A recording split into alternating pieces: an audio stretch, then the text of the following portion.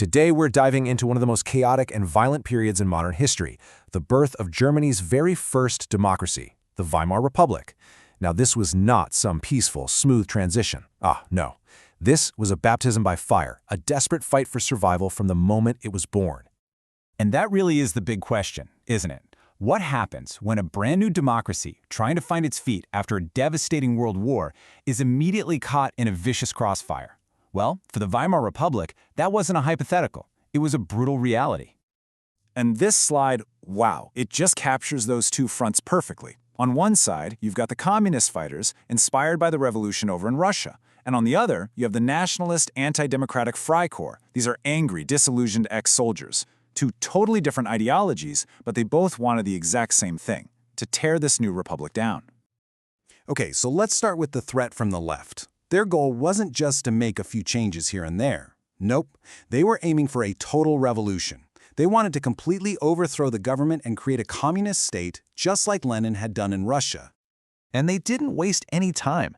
Their first big move came in January 1919, just a couple of months after World War I ended. It was called the Spartacist Rising, and you can see it right here. They barricaded themselves in buildings across Berlin, and the capital city was thrown into absolute chaos. So this table really breaks it all down for us. The who, that's the Spartacist League, led by the famous revolutionaries Rosa Luxemburg and Karl Liebknecht. The why? Simple. They just did not trust the new democratic leaders. They wanted the whole shebang, a full-on communist revolution. And what happened? Well, they tried to seize power, but they were crushed, and crushed brutally, by the army and another group we'll talk about in a second. Tragically, both Luxemburg and Liebknecht were captured and murdered. So the bottom line here? The key takeaway is that this first major attempt to destroy the Republic was a complete failure. The Spartacists were disorganized, they were impulsive, and crucially, they just didn't have the backing from the wider working class they thought they would. A bloody victory for the new government, but a victory nonetheless. But hang on. How did the government pull this off? This is where the story gets really complicated and deeply ironic. To save themselves, they turned to the Freikorps. These were basically private armies of ex-soldiers who hated the communists, sure, but you know what else they hated? The very democracy they were just hired to protect. The government basically made a deal with the devil, and that's a decision that was going to come back to haunt them big time. So, you'd think, after crushing the left-wing revolt, the government could breathe a sigh of relief, right? Wrong. Almost immediately, an even bigger danger popped up, this time from the right. And their goal was even more extreme. They didn't just want to replace the government, they wanted to obliterate the entire democratic system. And would you look who's back? Yep, it's the Freikorps. In March 1920, just a little over a year after they saved the government, they were marching on Berlin to overthrow it. This was the Kapp Putsch. The government's former saviors had literally become its would-be executioners. Now this table just lays out how shocking this all was. The government, trying to follow the rules of the Treaty of Versailles, told the Freikorps it was time to disband. They refused. Instead, 12,000 of them march on the capital. And here is the absolute kicker. The government orders the regular army to stop them, and the army says, no. Their commander famously said, troops do not fire on troops. Can you believe that? The government was forced to literally pack up and flee its own capital city. So how on earth did this one fail? Well, it wasn't defeated by soldiers. It was defeated by the people. The ordinary workers of Berlin, many of whom actually supported the left, called a massive general strike. They shut everything down. The power, the water, the trains, you name it. The whole city just ground to a halt. Kapp could sit in the government buildings, sure, but he couldn't actually govern anything. After just 4 days, the whole thing collapsed.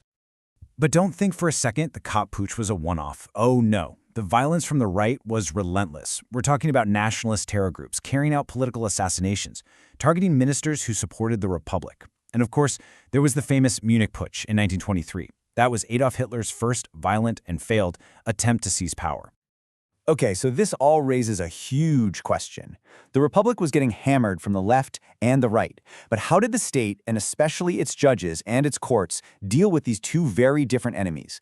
The answer tells you pretty much everything you need to know.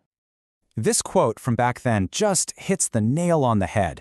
The Republic is blind in the right eye. What does that mean?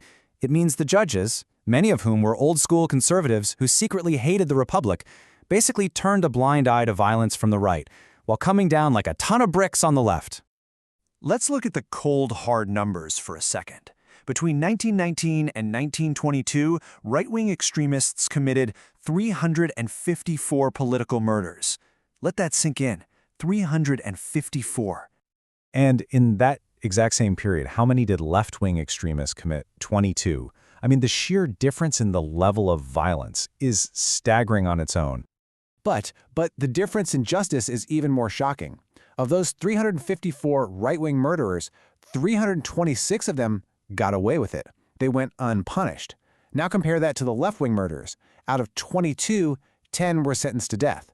The state showed absolutely no mercy to its enemies on the left, but it was dangerously, fatally lenient with its enemies on the right. This sent a crystal clear message. If you're a right-wing extremist, you can get away with murder. Let's just step back and look at the pace of all this chaos. 1919, you've got the Spartacist uprising.